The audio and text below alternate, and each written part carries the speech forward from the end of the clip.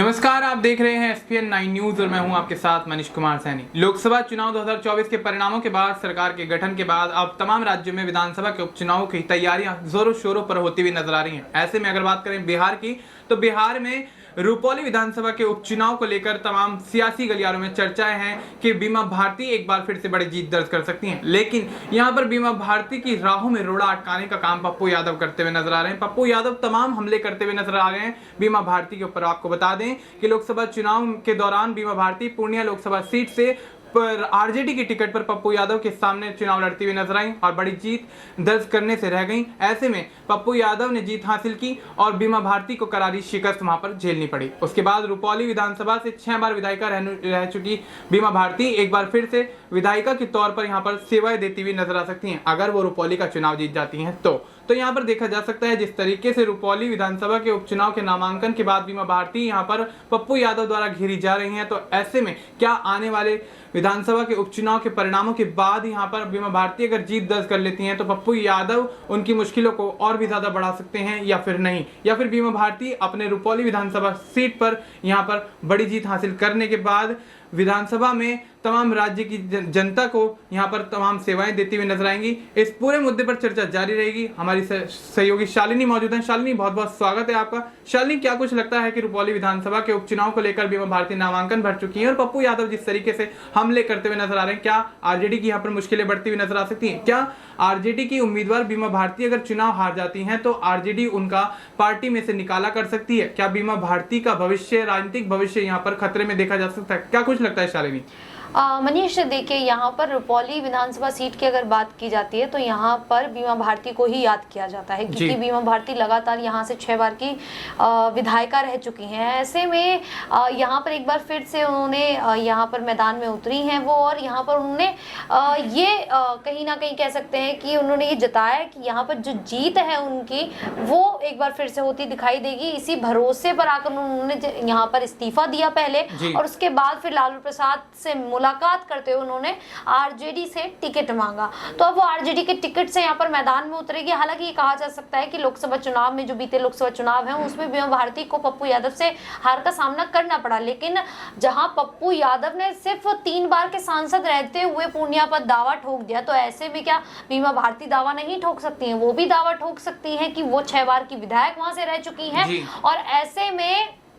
अगर वो रुपौली से दोबारा से अगर टिकट लेके आरजेडी की ओर से मैदान में उतरी हैं तो वो उन्हें वो रुपौली की जो सीट है वो जीत कर देंगी। और ऐसे में पप्पू यादव का अगर यहाँ पर जिक्र किया जाए तो पप्पू यादव उनका समर्थन इसलिए नहीं कर रहे हैं क्योंकि यहाँ पर उनके जो बेटे हैं बीमा भारती के राजा, उनके खिलाफ व्यवसायी हत्याकांड में ये माना जा रहा है कि उन्होंने पूरी साजिश रची थी और 4 लोग इसमें पकड़े गए। तो जो 4 लोग थे उसमें जो साजिश करता थे वो राजा थे। तो ऐसे में यहाँ पर पप्पू यादव का ये कहना है कि अगर पूर्णिया की जनता को कोई नुकसान पहुंचाता है, चाहे फिर वो कोई बड़े से बड़ा अधिकारी, कोई नेता ही क्यों ना हो, मैं उसका समर्थन मरते दम तक नहीं करूंगा। और ऐसे में उन्होंने बीमा भारती के समर्थन करने से तो बिल्कुल साफ तौर पर इनकार कर दिया है। इसके बावजूद भी बीमा भारती को रुपौली की जो जनता है वो समझती है और वो जानती है कि यहाँ पर बीमा भारती ने किस तरीके से कार्य किया है, और अगर कार्य नहीं किया होता तो जनता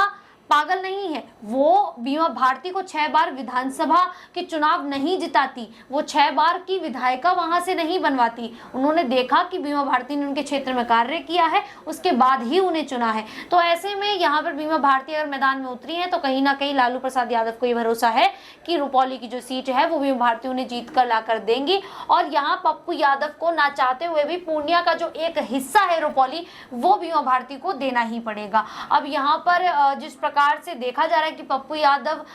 ये कहते थे कि आरजेडी की ओर से जब लोकसभा चुनाव में रोहिणी आचार्य मैदान में होती थी, मीसा भारती होती, तो उनका समर्थन करते हुए दिखाई दिए थे। उन्होंने कहा था कि उन्होंने तेजस्वी यादव को माफ कर दिया है, लेकिन अब यहाँ पर वो उन्हीं के खिलाफ बयान देते दिखाई दिए कि आरजेडी जो कहती थी कि हम सच्चाई की राजनीति करते हैं, आखिरकार उन्होंने क्या सोचकर बीमा भारती को टिकट दे दिया आरजेडी की ओर से। और अगर ये टिकट दिया है तो उन्हें कहीं ना कहीं ऐसा लगता है कि जो टिकट दिया गया है ये जल्दबाजी में दिया गया है, तो जल्दबाजी में आरजेडी को इस तरीके के, लालू प्रसाद को इस तरीके के जो निर्णय है वो नहीं लेने चाहिए थे और बीमा भारती को रुपौली से जो टिकट है वो नहीं देना चाहिए था। तो अब ये कहा जा सकता है कि पप्पू यादव कहीं ना कहीं रुपौली विधानसभा से बीमा भारती की जो मुश्किलें हैं वो बढ़ा सकते हैं, लेकिन अगर जनता ने देखा है कि बीमा भारती ने कार्य किया है तो जनता एक बार फिर से उन्हें लेकर आएगी और यहाँ पप्पू यादव कुछ भी नहीं कर पाएंगे। जी, तो यहाँ पर जनता अगर यहाँ पर सोच ले, ठान ले तो, और जिस तरीके से लोकसभा चुनाव के बाद अब बीमा भारती विधानसभा के उपचुनाव में उतरती हुई नजर आई, 6 बार की विधायिका रह चुकी हैं, तो उस क्षेत्र को अच्छे से जानती हैं, अच्छी पकड़ है उनकी उस क्षेत्र पर।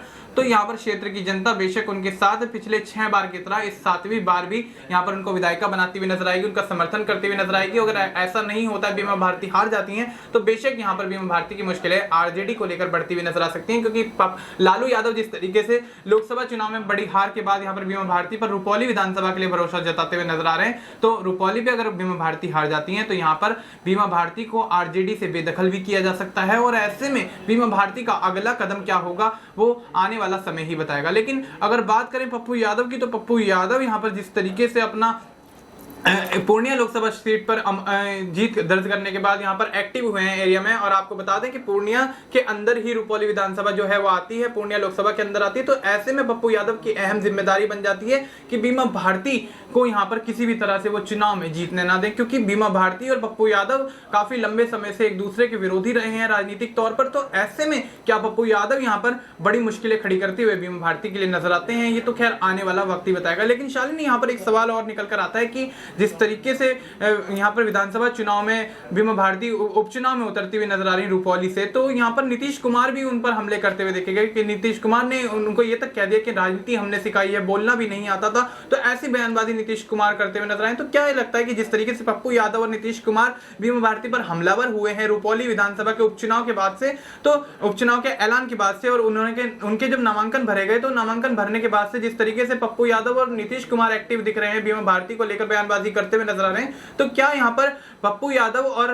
नीतीश कुमार को कोई खतरा सता रहा है बीमा भारती से, या फिर यहाँ पर बीमा भारती का जिस तरीके से विरोध करते हुए दोनों नेता नजर आ रहे हैं कि आने वाले समय में वो दोनों ही मिलकर बीमा भारती के लिए मुश्किलें खड़ी करते हुए नजर आएंगे? क्या लगता है शालिनी? यहाँ पर मनीष देखिए, जिस प्रकार से नीतीश कुमार की ओर से ये बयान दिए थे कि हमने पढ़ाया, हमने सिखाया, बोलना भी नहीं जानती थी, हमने बताया कि इस तरीके से बोलिए, तो ऐसे में ये कहा जा सकता है कि वो जेडीयू से जो बगावत करके वो आरजेडी की ओर अगर आई हैं, आरजेडी की ओर अगर उन्होंने रुख किया है, और यहाँ पर अगर आरजेडी की ओर से अगर लालू प्रसाद यादव ने उन पर भरोसा जताया है रुपौली से, तो ये कह सकते हैं कि उनका भरोसा जताना तो बिल्कुल सही है, क्योंकि रुपौली से वो लगातार जीत हासिल कर रही हैं, और ऐसे में पप्पू यादव इस बार खिलाफ हो चुके हैं। नीतीश कुमार इसलिए खिलाफ है क्योंकि वो पार्टी छोड़कर गई हैं। अब अगर यहाँ पर देखा जाए, अगर रुपौली से भी इस बार नतीजा कुछ और हो, जैसे चौंका देने वाले नतीजे उत्तर प्रदेश में आए, तो ऐसे ही कुछ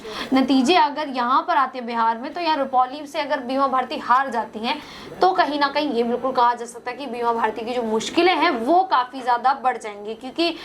यहाँ पर फिर लालू प्रसाद यादव का भरोसा जताना, वो भरोसा टूट जाएगा यहाँ पर। और यहाँ पर ये कह सकते हैं कि जैसे आपने पहले बताया था कि राजनीति खत्म होती दिखाई देगी, यार उस समय में बीमा भारती क्या कुछ करती दिखाएंगी, तो यहाँ जेडीयू की ओर भी रुख करती हुई नहीं दिखाई दे सकते, क्योंकि नीतीश कुमार की ओर से लगातार उनके खिलाफ बयान दिए जा रहे हैं। तो ये बिल्कुल सोचना हो जाएगा कि अगर वो जीत हासिल नहीं करती हैं तो आखिरकार किस तरीके से वो निर्णय लेती दिखाई देंगी यहाँ पर, क्योंकि ना ही उनके जो पति हैं अवधेश मंडल वो राजनीति में सक्रिय हैं, ना ही उनके बेटे सक्रिय हैं, और बेटे पर तो आरोप भी अब लग चुका है। तो ऐसे में कहीं ना कहीं बीमा भारती की जो मुश्किलें हैं वो बढ़ जाएंगी, और जहां बीमा भारती पप्पू यादव को अपना भाई समान मानती थी, अब वो भाई बीमा भारती के खिलाफ जा चुके हैं। और पूर्णिया जो लोकसभा चुनाव हुए थे पूर्णिया पर, उसमें भी यही देखा गया था कि बीमा भारती